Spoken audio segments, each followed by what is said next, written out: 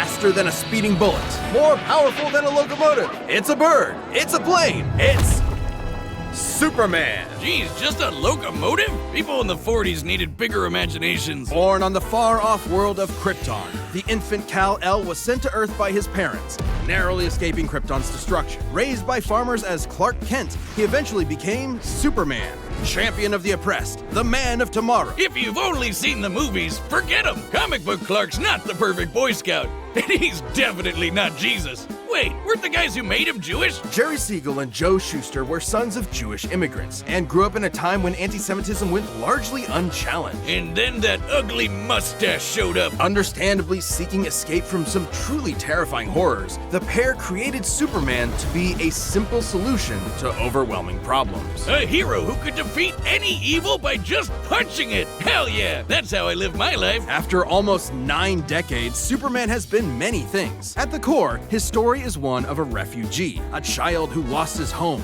left to the mercy of alien people. This new world accepted him, raised him, gave him a new home, because helping others in need is the right thing to do. That's why he became a superhero, the first superhero. Everything's gotta start somewhere, but he was the first one to really take off.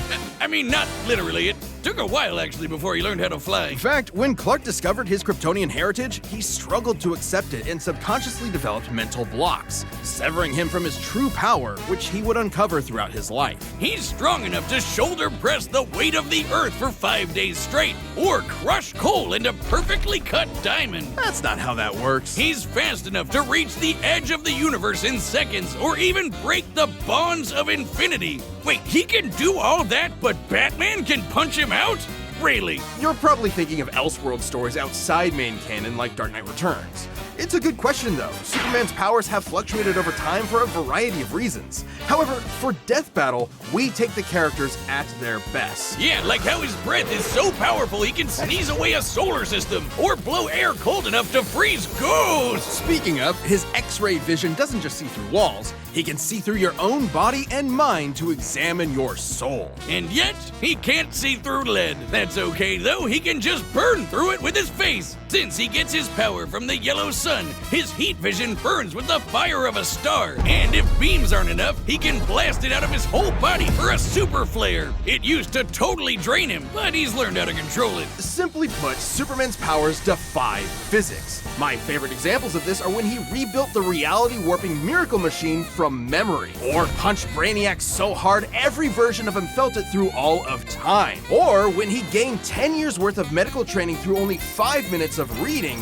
and then successfully performed lung surgery. Nice. My favorite example is when he smelled brownies in North Dakota from orbit. Even beyond his powers, Superman is no novice when it comes to the intricacies of battle. He's trained in Kryptonian martial arts, which uses Chi, or as they call it, Shriar. He even got summoned to Asgard to fight demons with Thor for 1,000 years. Superman can resist being erased from existence, such as tanking Darkseid's Omega Beams. Even Retcon and the Time Trapper, both of which hijack and alter timelines, can't touch him. Not because of his powerful mental defenses or healing factor, but because he's a cosmic linchpin in the greater metaverse. Timelines literally revolve around him. But let's address the S-shaped elephant in the room. You may have noticed we've covered a variety of Superman eras. Superman, and DC Comics as a whole, have gone through multiple retcons. Golden Age, Silver Age, Pre-Crisis, Post-Crisis, New 52, Rebirth, and so on. It would help to know which one is the main Superman, right?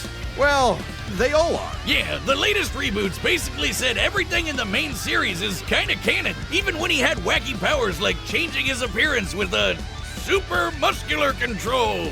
Ew. I guess he can still phase through almost anything, even people. Look, if you really dig into it, this isn't new. Plenty of characters have recalled events from supposedly retcon timelines before. Yeah, post-crisis Supes did start as less powerful than in pre-crisis, but that was because of the mental blocks. Though he's not a complete composite, there's so many other Supermen out there. Future Superman, Big Robot Superman, Commie Superman, Dinosaur Superman. There's a bunch. Still, this new canon has affected his abilities. For example, he and other Kryptonians can effortlessly travel through time. And while Superman's powers stem from the Earth's yellow sun, exposure to a blue star increases them even further.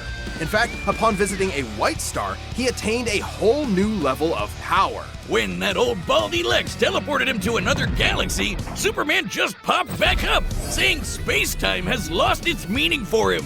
He really just said that. Remember, Superman defies physics. Like when he used heat vision to restart the universe by making an all-new Big Bang. We've seen that his universe has a radius of at least 100 trillion light years, but we can calculate a more exact figure. The DC universe is 15 billion years old and expands at 60 trillion light years per half second. This means its radius must be over 50 nonillion light years across. What?